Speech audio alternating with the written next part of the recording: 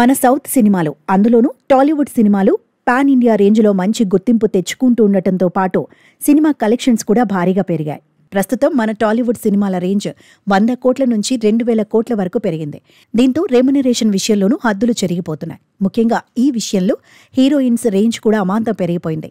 ఒకప్పుడు మన star heroines ₹1 కోటి రెమ్యునరేషన్ తీసుకుంటేనే వామ్మో అనేవాళ్లు. కానీ ఇప్పుడు స్టార్ హీరోలతో సమానంగా హీరోయిన్స్ రెమ్యునరేషన్ తీసుకుంటూ అందరికీ షాక్ ఇస్తున్నారు.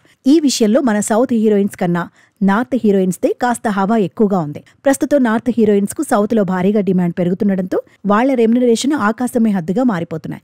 రీసెంట్ గా ప్రియాంక చోప్రా SSMB 29 కోసం తీసుకుంటున్న remuneration talk of the town గా మారిపోయింది.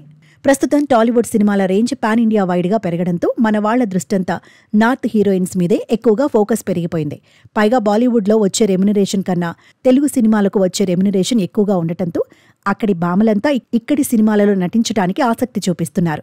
దేవరా చిత్రంతో టాలీవుడ్ లో గ్రాండ్ గా ఎంట్రీ ఇచ్చిన జాన్వీ కపూర్ బాలీవుడ్ లో 2 నుంచి 3 కోట్లు రెమ్యునరేషన్ తీసుకుంటుంటే ఇక్కడ 6 నుంచి 8 కోట్లకు పైగా remuneration తీసుకుంటుందట. Glamorous beauty Disha Patani south సినిమాలైన కల్కి, కంగువా చిత్రాలలో మెరిసింది కాసేపైనా కూడా దాదాపు 5 కోట్లకు పైగా రెమ్యునరేషన్ తీసుకుంటుందని talk. Glamour queen Kiara Advani కూడా గేమ్ చేంజర్ కోసం భారీగానే రెమ్యునరేషన్ తీసుకున్నట్లు టాక్. ఆలియా భట్ RRR లో చేసింది చిన్న రోల్ అయినా దాదాపు 8 కోట్లకు పైగా రెమ్యునరేషన్ డిమాండ్ చేసిందట. అయితే ఈ లిస్టులో అందరికంటే ముందు వరుసలో ఉన్న పేరు దీపికా పదుకునే.